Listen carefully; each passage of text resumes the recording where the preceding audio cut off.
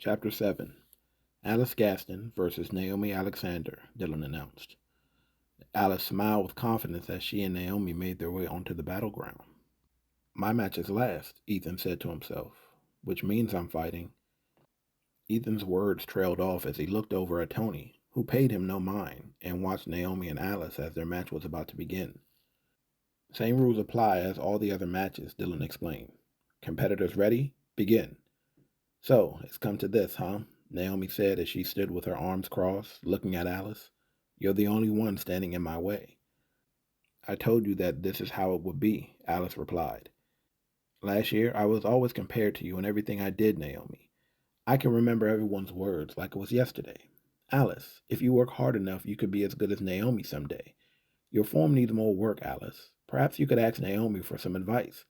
Naomi has the most potential of anyone in her class. I was sick of hearing that crap, Alice yelled in irritation.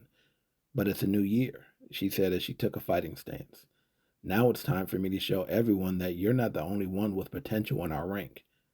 Let's not waste any time warming up, if you don't mind. Let's just get right to it. Now this should be an interesting match, Ruth said. Yes, I remember this girl, Bethany added. Naomi Alexander, she said as she brought up Naomi's profile information on a display monitor in front of her. This is the girl who always hung around Will before he disappeared, Sam said, finishing her sentence. Yes, I remember. She was the one Will chose to have that match with Will Robinson, Ruth added. Their match was impressive. Let's see if she's grown any. Whenever you're ready, Naomi replied with her arms still crossed. Just keep standing there, trying to look all cool and unconcerned, Alice replied. You'll regret it soon enough. Alice's energy slowly appeared around her, illuminating a light aqua blue color. Her power started to grow. Naomi continued to stand with her arms crossed, unaffected by Alice's display of power. Ethan watched on and wondered why Naomi was just standing there, leaving herself open to an attack.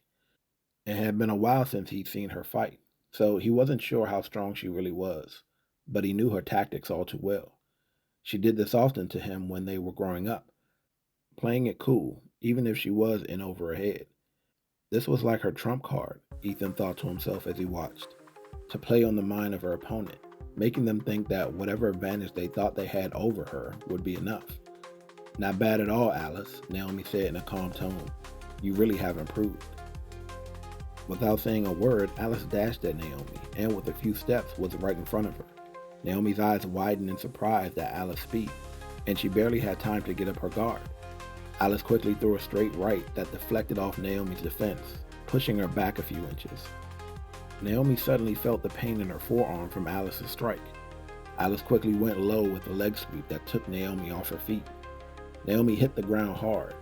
Alice tried to quickly come down with an elbow to the chest, but Naomi countered by lifting herself slightly into the air and caught Alice with the left knee to the neck. Alice staggered back a few steps, but didn't let that slow her down. She charged in again and continued with a frontal assault by throwing a flurry of attacks, forcing Naomi to defend. Ethan watched on as Alice pounded on Naomi's defense. If there was anything Ethan knew about Naomi, it was that close-range combat wasn't what she preferred. She liked to keep her opponent at a distance. Better for her to analyze things so that she could take her time before making her move. Alice knew this and took advantage of that fact, knowing that she couldn't give Naomi too much space or time to think. Alice had managed to increase her fighting power compared to last year, but she wasn't sure how she measured up to Naomi. Alice felt that her best chance at winning was pressing the attack and trying to overwhelm Naomi. The most important thing for Alice was to prevent Naomi from using her fighting style. Naomi started to grow frustrated, so she quickly increased her energy. Naomi quickly let out a burst of energy which pushed Alice back a few feet. That gave her the space she needed. Naomi leapt into the air and climbed toward the rafters of the arena. She let out a scatter shot attack, spraying the arena floor with blaster fire. Alice began to move to avoid the blast as they rained down on her from above. The attack started to create a smoke cloud that covered the battleground where Alice was standing. Suddenly, the blaster fire stopped. Fighting style, cloak and dagger, Naomi whispered. When the smoke cleared, everyone watched as Alice stood in the middle of the arena ground, looking around for Naomi. Did she do it? Ethan asked Aiden. Yes, Aiden replied. She used her fighting technique, cloak and dagger, masking her presence. This was Naomi's fighting style. It was a unique technique that made her invisible to the eye, which made her extremely dangerous in battle. This is what Alice wanted to avoid allowing Naomi to do. It wasn't just her presence that was masked. This technique also made it hard to track her, because it became more difficult to sense her energy. There was a way to get around this technique though: time. It took a lot of energy to maintain this technique, so if an opponent could figure out how to survive, then they may have a chance. Naomi wouldn't give Alice the opportunity to figure that out though. That's what made Naomi a great fighter. Naomi could be very methodical at times. She knew what to do, and she knew when to do it. Alice grew nervous, looking to her left, to her right, and even behind her, looking for Naomi. "You can't hide forever," Alice yelled as her voice carried through the quiet arena, as everyone watched with intrigue. Panic began to build for Alice. She started becoming desperate and began firing wildly and blindly in every direction, hoping that she would get lucky and hit Naomi, or at least force her to give away her position. Naomi didn't have a problem avoiding Alice's energy blast. She could see that Alice was being careless, so she moved in from behind to attack. Naomi approached quietly and swiftly and landed a kick to Alice's lower back. Alice felt the sharp stabs of pain race through her body from the kick. Even though the kick hurt, Alice managed to crack a smile as she reached back and grabbed Naomi's leg. "I got you," said Alice as she turned her head to look at the invisible Naomi. "You thought that you were untouchable when you used this technique. You never thought that someone could outsmart you and actually be able to sense your presence when you touched them." Alice threw a swift kick to Naomi's midsection. The force from the kick sent Naomi flying backwards.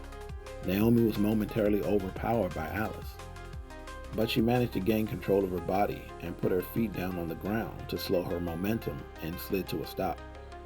Naomi was bent backwards and stopped in front of Ethan. "Hey sis, that looked like it hurt," said Ethan. "It did hurt," Naomi replied as she stood erect. "I didn't know she had power like that." "Well, you don't look like it hurt that much," said Ethan. "Honestly, if you're not going to take this seriously, do you mind finishing things up here? I'm ready for my match." Naomi's attention turned back to Alice as she felt a sharp jump in her energy. She saw that Alice had started to build energy in her right hand, making it the size of a beach ball. Naomi could tell that she wasn't holding anything back and that she had now increased her power to its max. "Is she planning to throw that over here?" "No, wait," Ethan yelled in panic. "I think we better move." Ethan's words trailed off as he turned his head to warn everyone else to move, but he quickly noticed that everyone had already moved, and he was the only one left in harm's way. Naomi could tell that Alice was becoming more and more desperate, and with that desperation, she was becoming reckless, endangering the lives of others. Alice threw her attack as Naomi started sprinting right toward her. Naomi sidestepped the attack with grace and continued forward. Alice quickly redirected her blast, bringing it around and putting more force into it, trying to hit Naomi before she could reach her. The blast got close to Naomi, but she quickly boosted her power to its max and increased her speed. Alice quickly engulfed her left hand with energy and threw a haymaker at Naomi when she came into striking distance. Naomi dodged Alice's strike and did a somersault over her head. While she was in the air, she let out 3 highly concentrated shots of energy that landed on the ground around Alice, forming a triangle. When Naomi's feet hit the ground, she clutched her right fist together, igniting an explosion where Alice was standing that shot straight up like a triangular pillar. Alice couldn't defend at all against the attack. The energy pillar managed to cancel out Alice's energy attack, causing it to dissipate. When the attack finished, Alice fell flat on her face as heavy steam rose from her body. As much as she tried, she didn't have the strength to get back to her feet. Naomi's attack left her unable to continue the fight. The match was over. "That was perfect execution," Sam observed. "You're telling me," Ruth added. "The girl has definitely improved from the last time we saw her." "The winner of this match is Naomi Alexander," Dylan announced to the crowd. Naomi walked over to Alice as the crowd broke out in cheers over the performance of both competitors. Alice rolled over to her back as she struggled to move. She was definitely feeling the effects of being hit with such an energy attack. "You put up a good fight, Alice," Naomi said as she knelt down next to her. "You surprised me with some of your attacks back there." "Nice to know that I was able to amuse you," Alice replied. "No, I'm serious. I had no idea about the weakness in my ability, said Naomi, that you could sense my presence through touch. I have some work to do in order to improve my technique and get rid of my weaknesses. Thank you for that. Naomi reached out to help Alice off the ground. Alice looked at her hand for a moment and then graciously accepted the help. You may have beaten me, but it's just a matter of time before I have my day, said Alice as she stood to her feet. Oh, I'm looking forward to it, Naomi replied as she helped Alice off the arena ground. Come on, let's get you to the infirmary. I'm fine, Alice said as she started walking under her own power. I'm not going anywhere. I want to see the next match. Alice, you took the full brunt of my attack, said Naomi. You should go get some medical attention. Don't flatter yourself, Alice replied as she walked gingerly over to sit on the bench next to Aiden. You got lucky with that last attack. Besides, there's no way I'm going to miss the chance to watch Tony mop the floor with your little brother. Okay, I think you're all giving this guy a little too much credit, Aiden said in defense of his brother. Alice and Aiden debated the odds Ethan had in winning the fight against Tony. While they did, Naomi could sense that someone else familiar to her had just arrived at the arena. She looked up to the rafters and saw 3 individuals standing on one of the walkways above. They wore all black with red accents in their clothing, the colors of the A rank. The captain having red striping on the right side of his jacket, and the officers wearing red armbands on their right arms. This style helped classify all seated captains and officers for each rank. The first individual, Victor McNamara, has tall spiky orange hair, dark orange eyes, is the second seated captain of the A rank. Standing next to him was one of his 2 officers, Derek Miller. He was very well dressed, an all-black suit, white shirt, and a red tie. His burgundy-colored hair is in a bowl-cut style, and he wore glasses. Sitting on the walkway next to them was a dark-skinned female with dark purple hair and gold eyes. They weren't speaking, but waiting for the next match to begin. Victor's eyes met Naomi's as he gave her a slight head nod. She returned the head nod and then turned her attention to the match as it was about to begin. Chapter 8. Now it's time for our final match, Dylan announced to the crowd. It will be second-year student and last year's officer, Tony Spencer, against the first-year student, Ethan Alexander. The crowd started cheering loudly for Tony as he casually walked onto the battleground. Ethan looked around at the crowds as they cheered loudly for him. Man, Ethan expressed, they really love this guy, huh? Don't let them psych you out, bro, said Aiden as he walked over to him and put a reassuring hand on his shoulder. You got this. I hate it when you call me bro, Ethan replied. Ethan, listen to me. You can't take this guy lightly, all right? Naomi said. The type of fighting style he uses is very unique and powerful. What do you mean? Ethan asked. I mean this match isn't going to be a cakewalk, she replied. None of his matches tend to last long, so there isn't much I can tell you about what he's capable of. The only thing I know is that the type of technique he uses immobilizes his opponents, which gives him the opportunity to end his matches quickly. I wish I could tell you more, but I've never fought him. Excuse me, I'd like to give you a word of advice, Willa said to Ethan as she walked up to stand next to him. You should forfeit the match. Forfeit? Aiden intervened. Why should he? Because he doesn't stand a chance, she replied. Tony isn't someone that should be taken lightly. Oh, please, Aiden said dismissively. I haven't even been here an entire day yet, and I already can't stand this guy. Just because you may be scared to fight him doesn't mean that everyone else has to be. It has nothing to do with fear, Willa replied. It's about knowing your limitations and understanding when you're clearly outmatched. I don't know you, Ethan, and I don't mean any disrespect, but as a fighter, you should know how to evaluate your opponent. Look at all the variables of a situation and know when it's beyond what you are capable of. I'm telling you this for your own well-being. Tony is easily a top student of the C rank, so I'll warn you again, you should forfeit the match. All right, I've heard enough of this, Aiden said in mild frustration. Ethan, you go out there and you kick his teeth in. It's time to prove a point, little brother. Ethan looked at Aiden, Willa, Naomi, and Alice for a moment, and then looked out at Dylan and Tony. Well, Bleached Head, said Dylan as he pointed toward Ethan, we don't have all day. Are you going to fight or what? Ethan looked at Willa again as he considered what she said, and then turned to look at Dylan and Tony. Ethan made up his mind and took a few steps toward the fighting ground. Naomi, you need to tell him the truth, Willa said. Tell him that he doesn't stand a chance in this match. You feel the same way, Naomi? Aiden asked. Naomi remained quiet, not responding to either of them as she watched Ethan walk out to meet Tony. Ethan stopped and glanced over his shoulder at Naomi for a moment. He smiled slightly and then turned his complete attention to the match.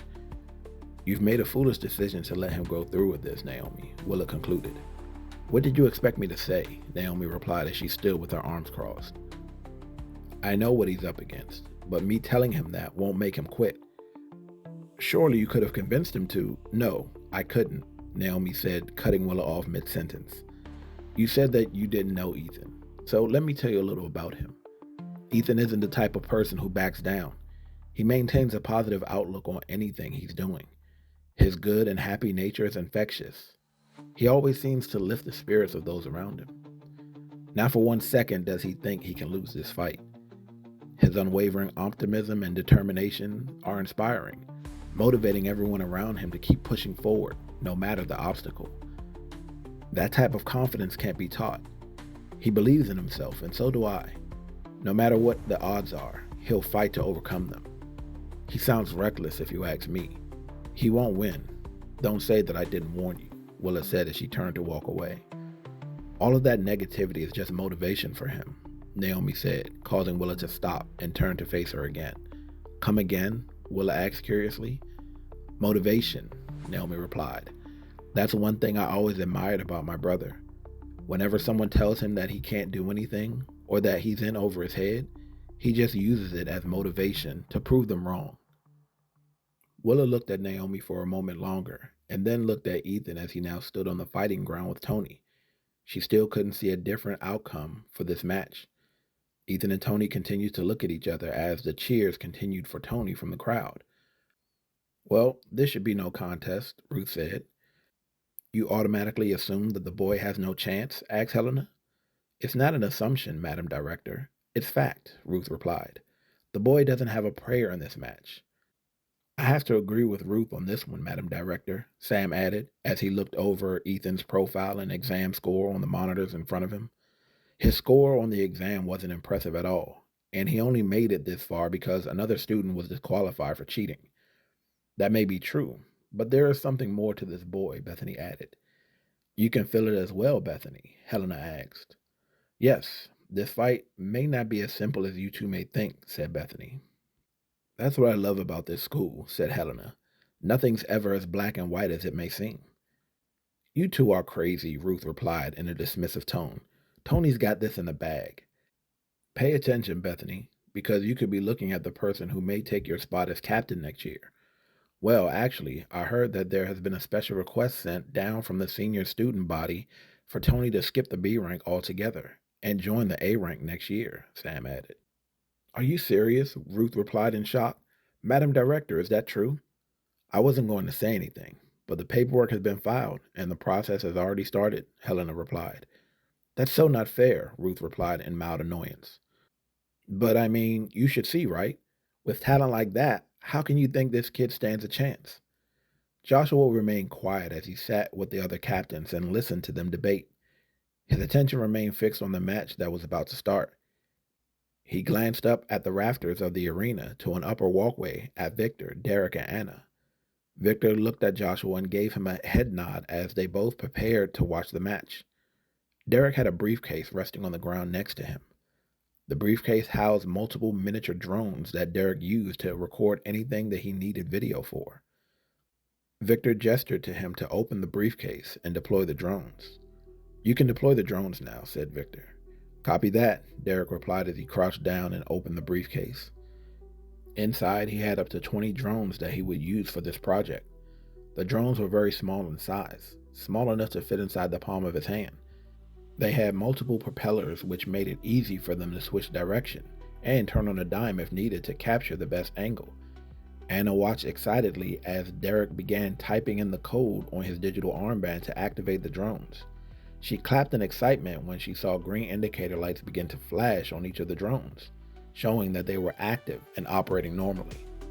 This is so exciting, Derek. Your drones are working perfectly, Anna said cheerfully. Of course they are, Derek replied. All of my creations work flawlessly. What about the batch of mechanical components you developed for the R&D department that were reported as faulty and incompatible for use in any of their development projects? That doesn't count, Derek replied as a bead of sweat dripped from his brow.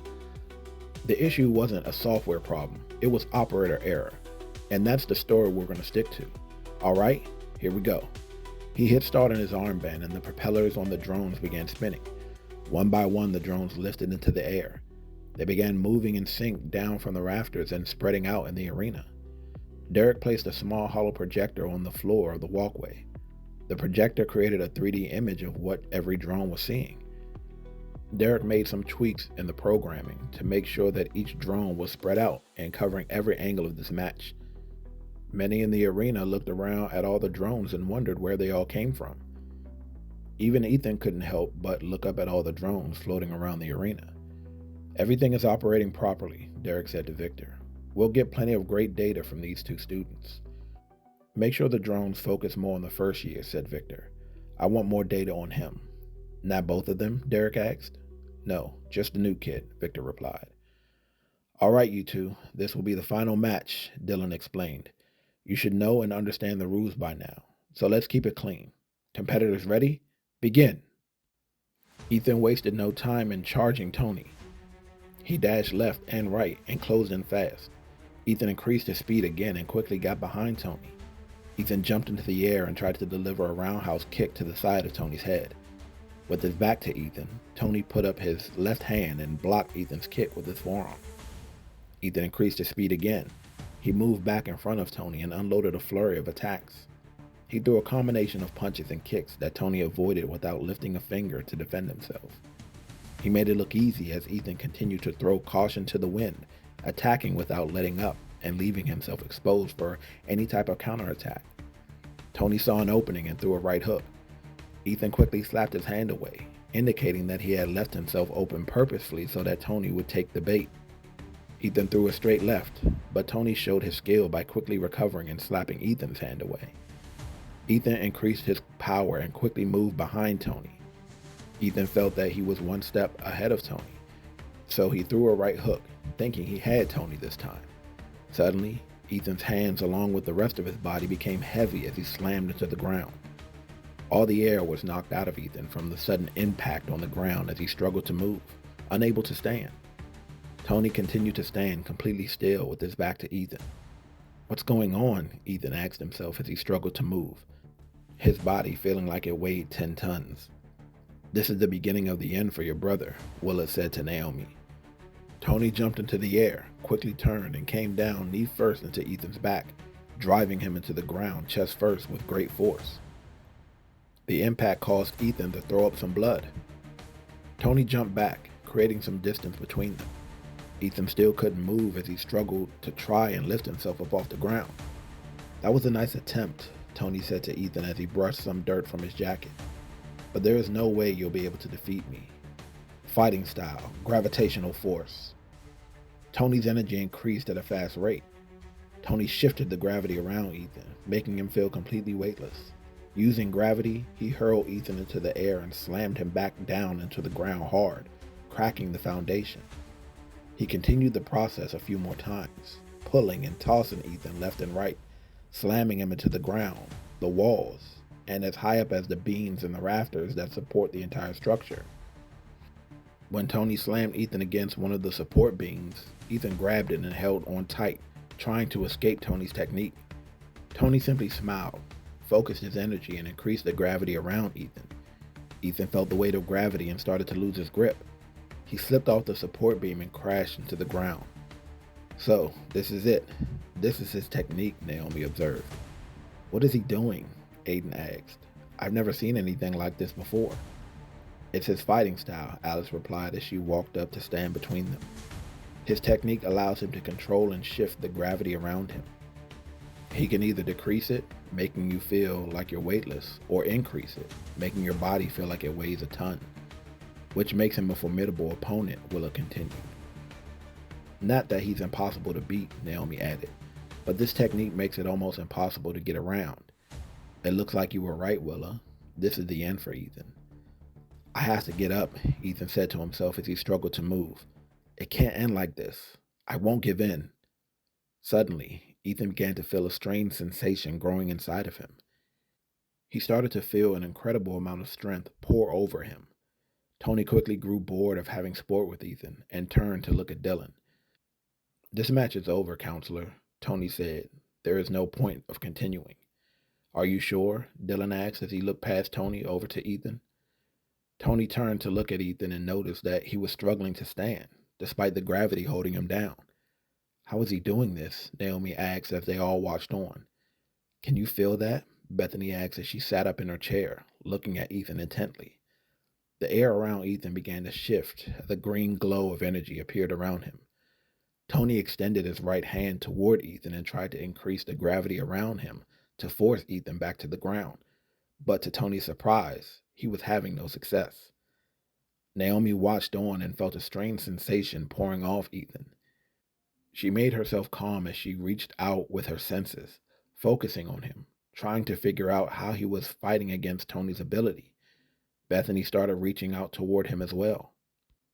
They both searched deep down inside him. Suddenly, both of their eyes began glowing white, showing a deep state of focus that neither of them had experienced before. This deep state allowed them to tap into the raw power that was pouring out of Ethan, which was enhancing their ability to sense his energy signature. The sheer amount of his power was unmeasurable to them. They both felt as if they were drowning in the middle of an ocean, unable to sink to the bottom or reach the surface for air. They felt like they were sinking down further and further, and there was no end to this ocean of power. The deep state caused their energy to ignite around them radically for a moment. They both suddenly snapped back to their senses, falling to their knees, sweating, panting, as if they had just resurfaced from the water and were in need of air. They both had a look of shock on their face from what they had just experienced from Ethan. Are you okay? Sam asked Bethany as he and the others jumped up from their seats and rushed to her aid. I'm fine, Bethany replied, feeling fatigued and out of breath. What happened? Aiden asked as everyone rushed to Naomi's side as well. I'm not sure, Naomi replied, sounding just as exhausted as Bethany. What I sensed from Ethan, it was like what? Aiden asked. Like an endless ocean of power deep within him lying dormant, Bethany explained to her fellow captains as she got back to her feet and watched Ethan closely as the energy around him started to intensify. That's the only way I can describe it, Naomi explained to Aiden. It was too much to measure. Where did it come from? Naomi asked herself. How could he have this much power inside him? What's happening to him? Aiden asked as he watched on. What is this? Dust and debris started to rise into the air all around them. When they looked at Ethan, the green glow of energy started to surge around him more intensely. I've never seen his energy give off a green color like that before, Aiden observed. How is he able to do this? Tony asked with a bewildered look on his face. It makes no sense. A first-year student with the power to resist my technique? When Ethan finally lifted his head to look at Tony, everyone saw that his eyes were glowing, like Naomi and Bethany's were seconds ago. Tony still looked confused. He wondered how Ethan was able to stand up under such pressure from his technique. Suddenly, Ethan exploded from his stance directly toward Tony to attack. Ethan threw a right hook that Tony barely was able to deflect. The crowd was in awe of Ethan's speed and how he managed to finally make Tony use his hands to defend. Tony pushed Ethan back and hit him with a straight right to the gut that drove him back further. Ethan hit the ground and tumbled over a few times before he quickly recovered and jumped back to his feet. Tony reached out with his hands, focusing his gravity technique on Ethan directly. Ethan quickly jumped out of the way of Tony's attack. Tony continued to pursue Ethan as he moved around the area. Ethan's speed was great, and Tony couldn't manage to keep up as he tried to pin him down. Tony finally gave up in his pursuit with his technique, and Ethan stopped moving. Tony moved in and went on the offensive. He charged Ethan so fast that it was hard for the others to keep up with him. He threw a combination of attacks that hit Ethan's defense, pushing him back. Ethan surprised Tony by grabbing him by his right arm in mid-attack and connecting with a right side kick that sent Tony crashing into the far wall. Everyone was in shock. The students had never seen Tony have a problem against anyone in the match before. What is happening here? Ruth asked in slight confusion. How was this kid able to give Tony a tough time? Like I told you, Bethany replied. This match wasn't going to be as simple as you all thought. Tony pushed himself out of the crack he had put into the wall and looked at Ethan, still unable to figure out his sudden change and increase in strength. Enough overthinking, Tony concluded. I guess I should start getting serious then. Ethan stood at the ready, waiting for Tony, his eyes still glowing. Tony patted some dirt from his jacket again as he smiled slightly. In an instant, Tony was in front of Ethan, ready to throw a right hook. Ethan ducked his attack and grabbed Tony by the arm. He used Tony's own momentum against him and sent him flying across the room. Tony was able to catch himself before he crashed into the wall. He twisted his body and landed on his feet. He slid back a few more yards and then came to a stop. When he looked up, he saw Ethan coming straight for him. He got his guard up just in time to defend against Ethan's flurries. Tony had to do more this time to defend against Ethan's attacks as his energy came to life, emanating around him with a grayish glow. The battle was getting intense. Naomi, Aiden, and the others could feel the energy being put into each blow. Tony managed to get a punch in that had a burst of energy with it, hitting Ethan directly in the chest. The strike drove Ethan back about 15 feet. Ethan lifted both hands and pointed them at Tony. His power was rising as he readied to fire his attack. Ethan built a massive amount of energy into his hands and sent an energy beam straight at Tony. The force behind the blast shook the facility to its foundation. Tony increased his energy and pushed his technique to its peak, putting a great strain on the entire structure. The heavy gravity managed to slow Ethan's energy beam, but not stop it completely. The ground that they were fighting on was beginning to crack apart from the amount of force behind Tony's technique. If he continues to use his technique, then the whole place is going to come down, Sam said in concern.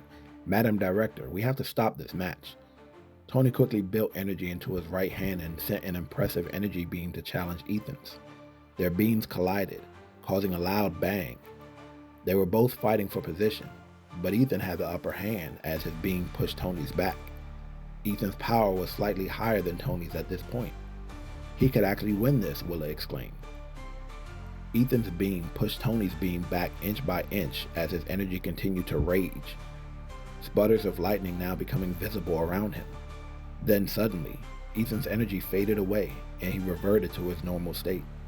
His massive power vanished. Tony's giant beam continued forward when Ethan's dissipated. Ethan put his hands up to try and defend as the blast was coming toward him, but the blast tore through him, sending him flying backward toward the far wall. If he hits the wall like that, he could die, Ruth said in alarm as she and the other captains prepared to move in to assist Ethan. Suddenly, a massive wall of flame exploded from the ground, cutting off Tony's energy beam, allowing Ethan to fall safely to the ground before he hit the wall. Naomi and Aiden quickly rushed to his side. When they reached him, they saw that he was unconscious. You should hurry and get him to the infirmary, Victor's voice echoed from above. Naomi turned and saw Victor as he jumped down from the rafters to the fighting ground and stood between them and Tony. He stopped Tony's attack, Naomi said to herself. Come on, Aiden, she said as they placed Ethan's body on a stretcher. Let's go.